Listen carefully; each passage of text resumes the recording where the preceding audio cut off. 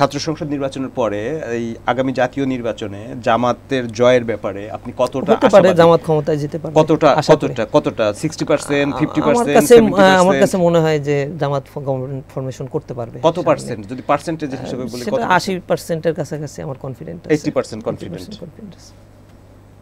কি বিএনপি আপনি বলছেন ছাত্র সংসদ নির্বাচনের ফলাফল আগামী জাতীয় নির্বাচনে পড়বে না, তাহলে বিএনপি আগামী নির্বাচনে জিতে সরকার গঠন করবে, আপনি কতটা কনফিডেন্ট? পার্সেন্টেজ উনি বলেছেন 80% কনফিডেন্ট জামাত সরকার গঠন করবে, আপনি কত পার্সেন্ট?